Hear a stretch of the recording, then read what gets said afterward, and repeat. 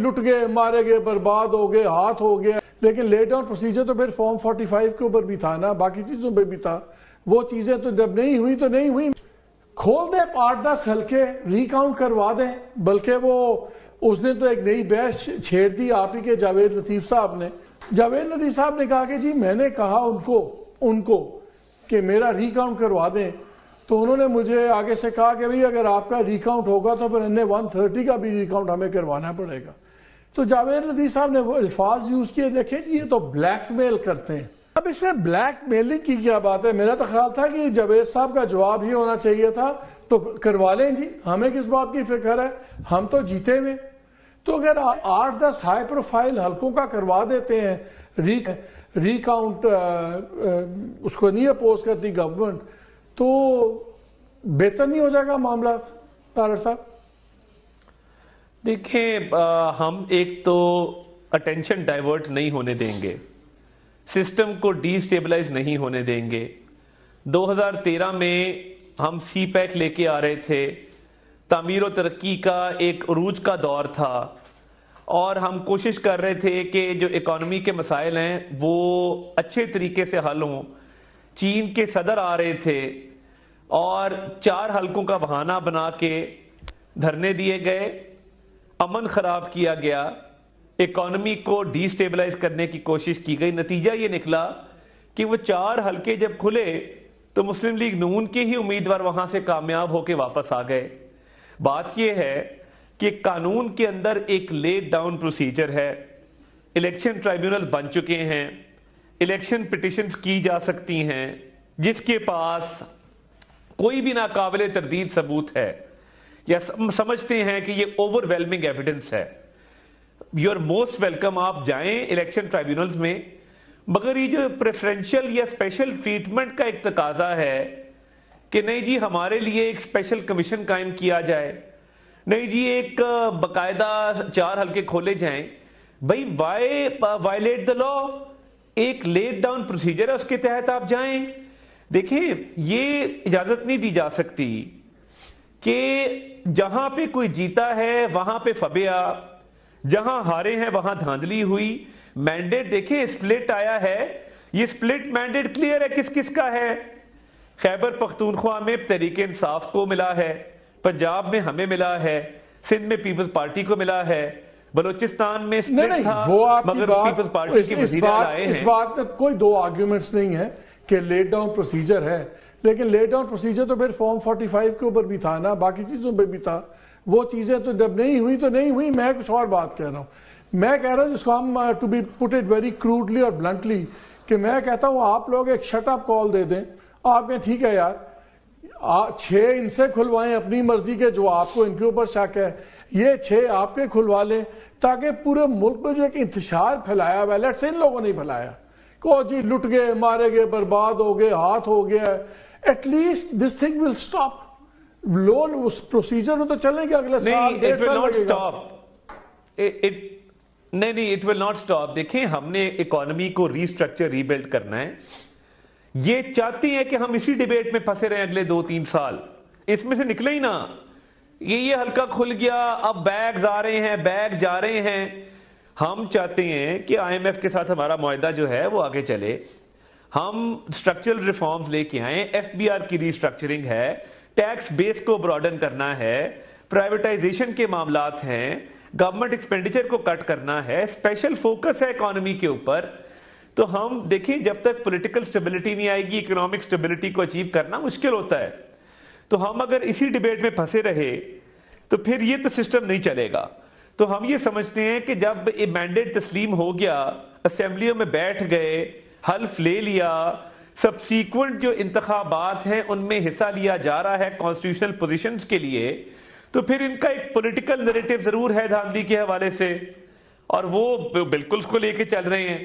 مگر ابھی تک ان کا کوئی امیدوار میڈیا پر بھی اوور ویلمنگ ایویڈنس نہیں لے کے آیا کہ جی یہ خرابی ہوئی تھی. الیکشن والے دن میں اپنے حلقے میں تقریباً 150-200 پولنگ سٹیشنز پر گیا، کہیں کوئی جھگڑا نہیں ہوا، کہیں کوئی پتہ تک نہیں ٹوٹا.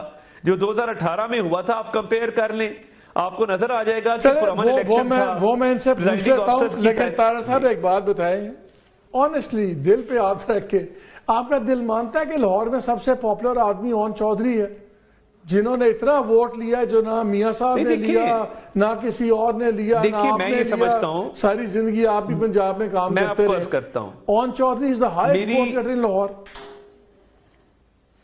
मेरी जंपल लाहौर की है और लाहौर को मैं थोड़ा बहुत समझता हूं। ओन चौधरी का जो आबाई जिधर उसकी बरादरी बैठी है, जीवन हाना उस इलाके को कहते हैं, जीवन हाना उसके हलके में था, उसकी पूरी बरादरी वहां पे बैठी है और उस बरादरी का ठीक ठाक वहां पे वोट है। देखें, वेदर वी लाइक इट और नॉट, मैं इस चीज के खिलाफ हूं वैसे ब्रादरीज्म के, मगर ब्रादरीज्म पे वोट डलता है।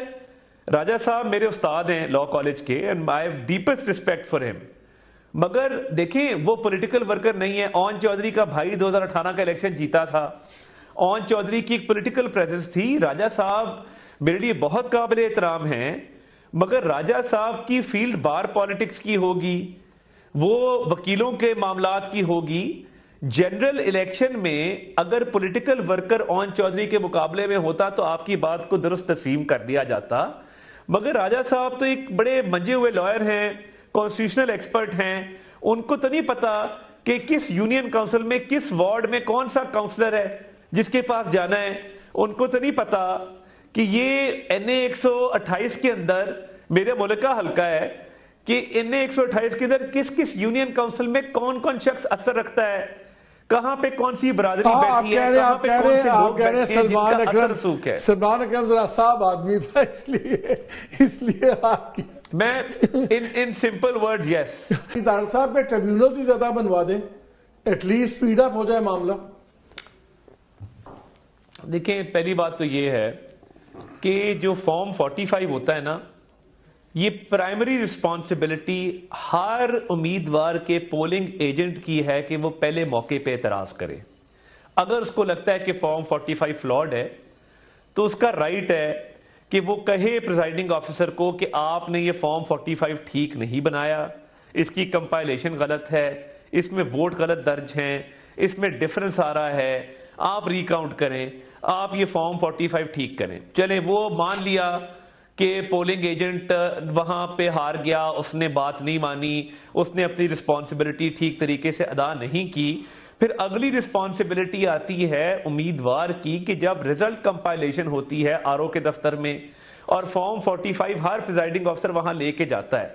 हमारे पॉलिटिकल लोगों में ये ट्रेंड है मालिक साहब, और हमेशा ये होता है हर इलेक्शन में, पिछले 4 इलेक्शन से तो मैं देख रहा हूं कि हमारे जो चेयरमैन हजरात या वो लोग जो हार जाते हैं ना अपने पोलिंग स्टेशन, वो फॉर्म 45 जमा ही नहीं कराते। यानी मैं अगर बैठा हूं अपने मरकजी दफ्तर में और मैं फॉर्म 45 कंपाइल कर रहा हूं तो मेरे पास सिर्फ जीतने वाले फॉर्म 45 आएंगे, हारने वाले फॉर्म 45 कोई लेके नहीं आता। अब होता क्या है, ये तो मेरी रिस्पॉन्सिबिलिटी है ना कि मैं आरओ ऑफिस में पहरा दूं और मैं देखूं कि कहां पे फॉर्म 45 में जो प्रिजाइडिंग अफसर ने जमा कराया है और जो मेरे पोलिंग एजेंट ने मुझे दिया है उसमें अगर डिस्क्रेपेंसी है और फर्क है तो फिर ये मेरी जिम्मेदारी है कि मैं उसको हाईलाइट करूं और मौके पे बताऊं कि जी ये देखें ये गलत हुआ। हम करते क्या हैं, हम हर जगह अपने प्रिजाइडिंग अफसर खड़े नहीं करते या ठीक लोग खड़े नहीं करते, उनको ट्रेन नहीं करते और उसके बाद रिटर्निंग अफसर के पास भी हमारे लॉयर भी वहां पे इतराज नहीं करते। एक चीज बताइए तार साहब, ये तो उन फॉर्म 45 की आप बात कर रहे हैं जो नहीं आते, नहीं जमा होते, हम तो ये लोग तो बहस कर रहे हैं कि जो फॉर्म 45 है इनके पास।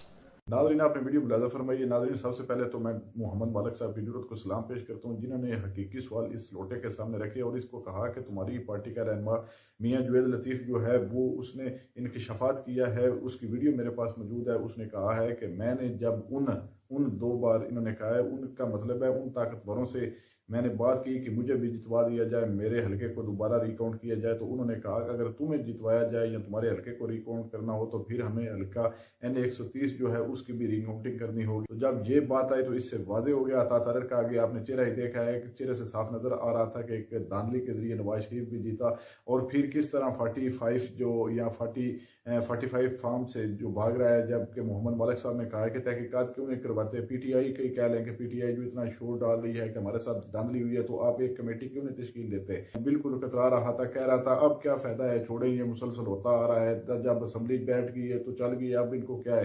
नाज़रीन देख लें किस तरह ये चापलूसी कर रहा है अपनी पार्टी की। इस वक्त ये वज़ीर इत्तलात बन गया, इसको क्या तकलीफ है? ये तो अब अपने नशे हैं, नशे लूटेंगे। कह रहा है कि हमने मुल्क के बारे में सोचना है, IMF से हमने डील करनी है, हमें आगे बढ़ना है, खाक आपने आगे बढ़ना है, आपने सिर्फ इस मुल्क को लूटना है। जो आप चाहते थे वो आपको मिल गया, एक जोर जबरदस्ती, एक चोरी शुदा मैंडेट के जरिए आप इस कौम पर मुसल्लत हो गए। नाज़रीन देख ले ओम चौधरी जिसका कोई वजूद ही नहीं है, ना उस इंसान को कोई बंदा जानता है, वो भी जीत गया, उसको भी जबरदस्ती जितवा दिया गया। दूसरी जानब जब उसके मुकाबले में PTI का एक जाना पहचाना वकील सलमान अकरम राजा साहब कह रहा है कि सलमान अकरम राजा साहब जो है उनके साथ कोई आदमी नहीं था और ओम चौधरी साहब जो है उनके साथ बड़ी बरादरी थी। किस तरह ये चापलूसी कर रहा है, जबकि पूरी कौम जानती है कि आप एक चोरी शुदा मैंडेट के जरिए और पूरी एक प्लानिंग थी पहले से ही आपको जितवाने की, एक पूरा पलंदा बना दिया गया था। ये आप आवाम को झांसे दे रहे हैं, आवाम आपकी बातों में आने वाली अता तरट साहब नहीं है। आवाम जानती है कि बिल्कुल आवाम ने आपको रिजेक्ट किया है और आवाम इस वक्त भी PTI के साथ डट कर खड़ी है और आवाम आपके इन गिनौनों चेहरे से बाखूबी वाकिफ है। आप जो भी कह लें, जो भी कर लें, आवाम आपकी बातों में आने वाली नहीं है। नाज़रीन आपने वीडियो मुलाज़ा फरमाई, इस वीडियो के बारे में आपकी क्या राय है? कमेंट सेक्शन में अपनी कीमती राय दीजिए और अगली वीडियो तक अपने मेज़बान को दीजिए इजाज़त। अल्लाह हाफिज़।